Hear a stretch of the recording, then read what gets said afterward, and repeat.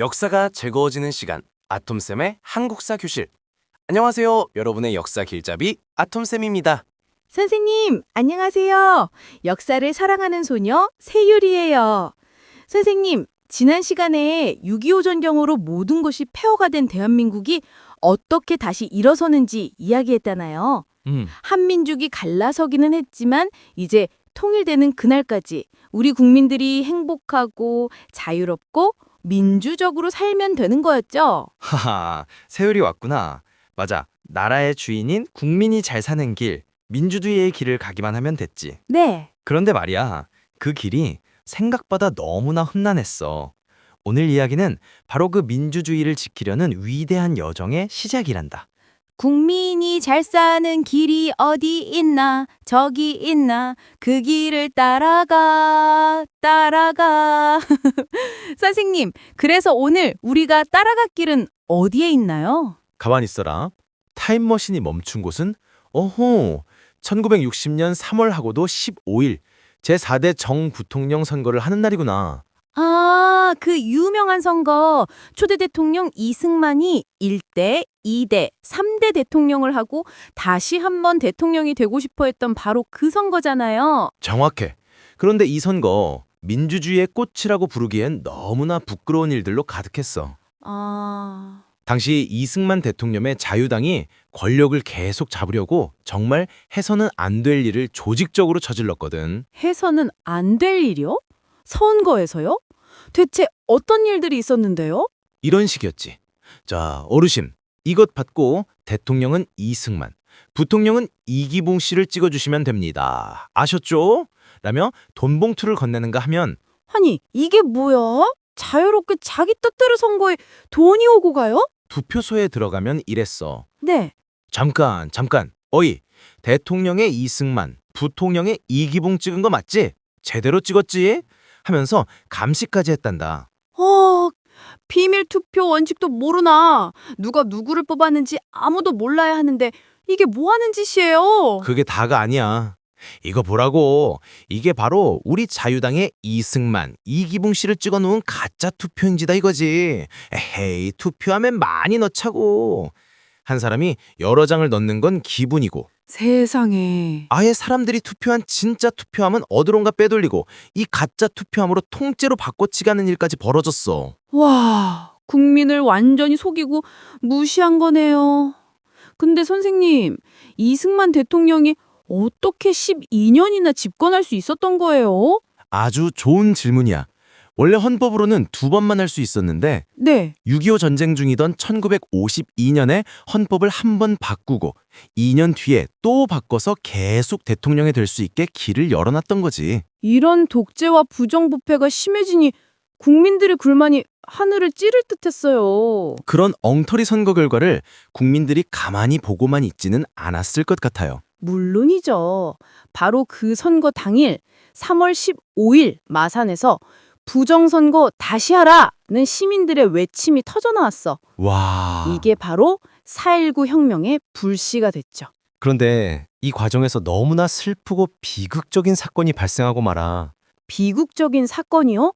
시위에 참여했던 고등학생 김주열 군이 실종됐다가 네. 4월 11일 눈에 경찰이 쏜 최루탄이 박힌 정말 끔찍한 모습으로 마산 앞바다에서 발견된 거야. 네? 학생의 눈에 최루탄이. 세상에, 어떻게 그런... 이 사실이 알려지자 4월 18일부터 서울 시내 수많은 대학생들이 거리로 뛰쳐나왔고 허... 마침내 1960년 4월 19일 어림잡아 10만 명이 넘는 학생과 시민들이 민주주의를 외쳤어. 여기에 교수님들, 노동자, 심지어 세율이 같은 초등학생까지 함께했단다. 초등학생까지요? 와, 불의에 맞선 국민들의 힘이 정말 대단하네요. 하지만 경찰은 시위대를 향해 총을 쏘기 시작했어. 세상에. 그럼에도 시민들의 저항은 더욱 커져갔지. 결국 1960년 4월 26일 이승만 대통령은 국민의 요구에 굴복했어. 와, 국민들의 힘으로 이루어낸 새 시대의 민주주의. 캬, 이제는 새로운 세상이 열린 거네요. 하하, 모두가 그렇게 믿었지.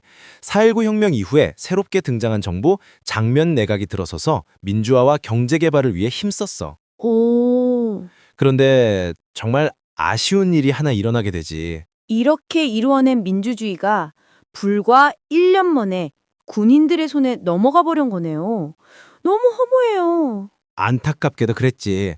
1963년 박정희는 군복을 벗고 대통령 후보로 출마해 제5대 대통령에 당선돼.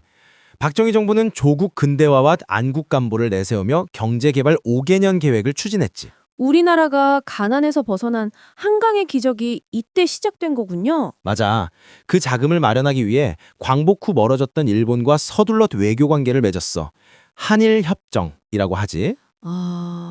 하지만 이 협정은 일제 식민 지배에 대한 공식적인 사과와 배상이 없어서 대학생들이 굴욕적인 외교라고 시위를 벌이기도 했어. 경제 성장에 필요한 자금은 얻었지만 민족의 자존심에는 큰 상처를 입었네요. 또 베트남 전쟁에 30만 명이 넘는 병력을 파병하며 미국의 원조도 받았지. 이런 방법으로 외화를 벌어들여 경부고속도로를 건설하는 등 경제 발전의 기반을 마련했지만 민주주의는 크게 훼손됐어. 그럼 우리나라 민주주의는 어떻게 돼가고 있었나요? 박정희는 1969년에 대통령에 3번 출마할 수 있도록 헌법을 강압적으로 통과시키고 헉, 1972년에는 유신헌법이라는 걸 만들어. 이때부터를 유신체제라고 하는데 쉽게 말하면 대통령 한 사람이 모든 권한을 갖게 하는 헌법이야. 유신체제. 국민들은 어떻게 생활하고 있었을 거예요? 이런 식이었지. 너 말이야. 너 머리가 너무 길어. 이리 와. 경찰이 자를 들고 다니면 머리카락을 자르고. 어이, 치마가 너무 짧잖아. 하면서 옷차림까지 단속했어. 뭐야. 머리를 기르거나 짧게 하는 것은 인권의 기본 권리인데 이런 옷까지 나라가 간섭을 한단 말이에요? 아이고, 내 머리도 잘릴라. 도망가야지. 밤에는 통행금지 시간이 있어서 마음대로 돌아다니지도 못했어. 어이, 거기! 아이고, 빨리 집으로 가야지. 내 마음대로 할 수 있는 게 아무것도 없네요. 아이고, 노래라도 좀 부르면 마음이 좀 즐거워지려나? 고래사냥. 이거 다 금지곡이었다고요? 세상에, 머리도 마음대로 못해, 입는 것도 마음대로 못 입어, 야간 통행금지까지. 아호, 노래도 내 맘대로 부를 수 있는 권리가 없었네요. 이런 식으로 많은 것을 간섭하고 통제하는 정부에 대해 국민들의 불만이 쌓여갔죠. 그랬겠죠. 그래서 학생, 노동자, 종교인들이 유신 반대 운동을 벌였어. 특히 1979년 10월에는 부산과 마산에서 부마 민주항쟁이 일어났는데 이 항쟁을 처리하는 과정에서 권력자들끼리 갈등이 벌어지게 돼. 권력자들끼리의 갈등이요?